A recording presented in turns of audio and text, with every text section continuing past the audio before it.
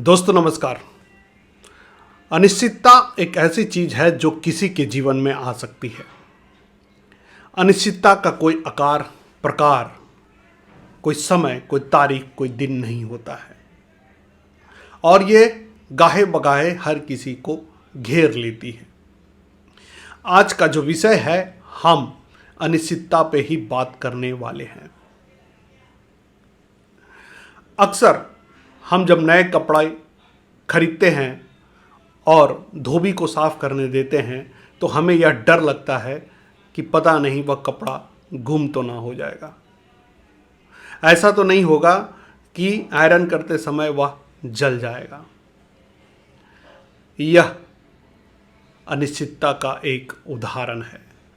आप गाड़ी कहीं पार्क करते हैं और आपको डर लगता है कि वह गाड़ी वहाँ से चोरी ना हो जाए। यह भी एक अनिश्चितता का प्रकार है। ठीक इसी प्रकार बच्चे अगर घर से बाहर जाते हैं तो भी हमें डर लगता है कि कहीं कुछ दिक्कत तो ना हो जाए। यह भी एक अनिश्चितता का प्रकार है। हम परीक्षा देते हैं और हमें अनिश्चितता ही डराता है कि पता नहीं कैसे नंबर हमारे आएंगे। दोस्तों, ये अनिश्चितता एक ऐसी चीज है जो जीवन के किसी न किसी मोड़ पर हमें घेरता है, हर दिन घेरता है। तो क्या इससे डर जाना चाहिए और हमें जीवन जीना ही छोड़ देना चाहिए, या मजबूती के साथ इसका सामना करना चाहिए और संघर्ष करना चाहिए? अब अनिश्चितता के चरित्र को आप समझिए। मन जो है वह बहुत ही व्याकुल है, चंचल है और यही अनिश्चितता को जन्म देता है। यह एक तरफ डराता है और फिर अगले ही पल उसका कोई समीकरण निकालता है। यानी यह वैसा पुरोहित है जो शादी भी कराता है और श्राद्ध भी कराता है। आप देखेंगे कि जैसे ही आपके मन और मस्तिष्क में अनिश्चितता आती है, दूसरे ही पल यह कोई आपको सल्यूशन देता है और वह सल्यूशन आपकी आदतों से जुड़ा होता है। आपकी नर्वसनेस बढ़ती है और आप उसके बाद अपने आदतों के साथ होते हैं ताकि आपको थोड़ी शांति मिले। और असल मकसद मन का यही होता है। जिस दिन आपका मन मजबूत हो जाएगा, ये अनिश्चितता भी आपको घेरना छोड़ देगी। मन कमजोर होता है, इसीलिए यह अनिश्चितता भी घेरती है। तो मन को मजबूत करना जरूरी है। दूसरी बात यह है कि अनिश्चितता ही वह आधार है जिससे खुशियां हमारी बढ़ती है। आप जैसे ही परीक्षा के परिणाम को लेकर अनिश्चित होते हैं, अगले ही पल जब अच्छे परिणाम आता है तो आप उतने ही खुश होते हैं। तो खुशियों के मात्रा में इजाफा हो, इसके लिए भी अनिश्चितता जरूरी है।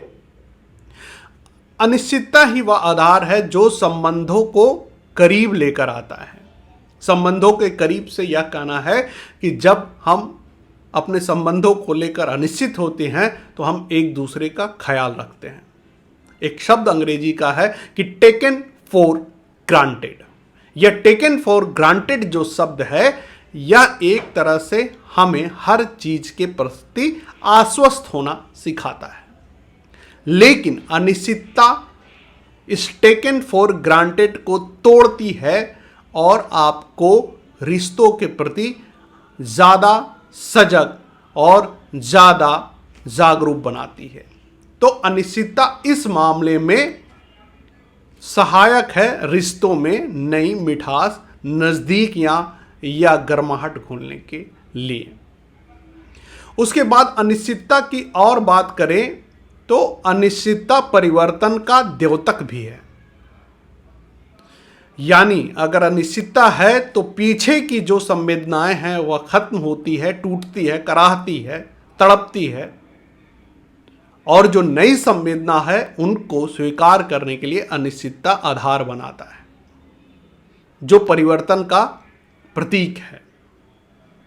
जैसे कि जब बहुत बारिश होती है तो हमें लगता है कि पता नहीं क्या होगा, उसके बाद फिर आप देखते हैं कि ठंडी का एहसास होता है और गर्मी जो बारिश से पहले थी कहीं पीछे छूट जाती है। तो अनिश्चितता हमेशा नए सृजन, नए आधार, नई परिकल्पना के लिए जगह तैयार करती है। इसलिए दोस्तों, मेरा आपसे निवेदन है कि अनिश्चितता ऐसा नहीं है कि सिर्फ आपके जीवन में ही आ रही है, अनिश्चितता हर एक के जीवन में है। और जब अनिश्चितता घेरती है तो वाकई में कोई और रास्ता, कोई और नज़रिया नहीं दिखता है, लेकिन यह क्षण मात्र के लिए ही होता है और अगले ही क्षण इसका अंत निश्चित है। इसलिए जब भी आपको अनिश्चितता घेरे तो घबराना नहीं है, नर्वस नहीं होना है, धैर्य बनाए रखना है और कुछ ही क्षणों में यह खुद ब खुद दूर हो जाएगी। यह नकारात्मकता है जो स्वयं अपनी विनाश अपने में रखे हुए है। इससे कोई कुछ करने की जरूरत नहीं है, यह स्वयं ब स्वयं कुछ ही क्षणों में चला जाएगा। इसका प्रयोजन मात्र उस हवा की तरह है जैसे कि आता है और फिर चला जाता है और नई हवाएं फिर से आ जाती है। इससे ज़्यादा इसका कोई आधार नहीं है। इसको लेकर चिंतित होना, व्यथित होना, तड़पना सब बेवजह है, निरामूल है। तो मुझे पूरा विश्वास है कि आपको ये मेरी प्रस्तुति अच्छी लगी होगी, आपके जीवन में कुछ सार्थक पहल इससे आपको मिलेगा। मिलते हैं फिर ऐसे ही किसी दमदार प्रस्तुति के साथ। तब तक के लिए धन्यवाद।